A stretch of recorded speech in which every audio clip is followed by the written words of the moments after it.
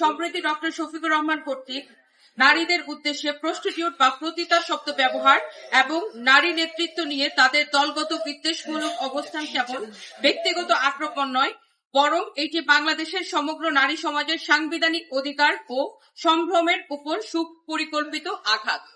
নিবন্ধন বাতিল ও পর্যালোচনা। সংবিধান ও আরপিওর শর্ত লঙ্ঘনের দায়ে বাংলাদেশ জামাতে ইসলামীর রাজনৈতিক নিবন্ধন বাতিলের বিষয়টি খতিয়ে দেখে দ্রুত আইনি ব্যবস্থা গ্রহণ করা। The Representation of the People Order RPO 1972 এর বিধান অনুযায়ী বাংলাদেশ জামাতে ইসলামীর আমির ডক্টর শফিকুর রহমান এবং দলটির শীর্ষ নেতৃবৃন্দ বিভিন্ন সময় যেমন আল জাজিরায় দেওয়া সাক্ষাৎকার ও দলীয় দলিলে উল্লেখ করেছেন যে কোন নারী রাষ্ট্রপ্রধান, প্রধানমন্ত্রী, রাষ্ট্রপতি, প্রধান বিচারপতি বা কোন সংস্থা প্রধান হতে পারবে না। এছাড়া জামায়াতে ইসলামী বাংলাদেশের এটা ঘোষিত নীতিও। এই অবস্থান সংবিধানের অনুচ্ছেদ 27 ও 28 এর সরাসরি লঙ্ঘন। আরপিও অনুযায়ী কোন দল যদি সংবিধানের মৌলিক কাঠামোর লিঙ্গ সমতা বিরুদ্ধে অবস্থান নেয় তবে সে রাজনৈতিক দলের নিবন্ধন বাতিলযোগ্য।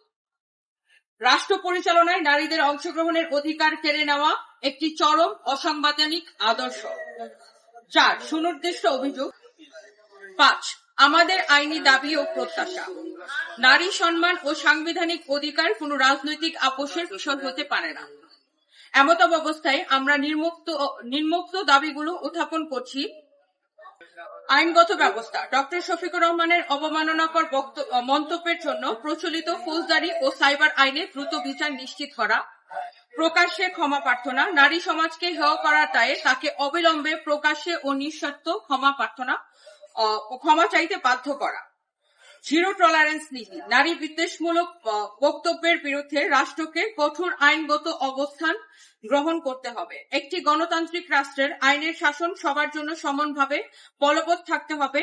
আমরা আপনার নেতৃত্বে এমন একটি বাংলাদেশ প্রত্যাশা করি সদয় বিবেচনার এবং প্রয়োজনীয় ব্যবস্থা গ্রহণের প্রত্যাশায়।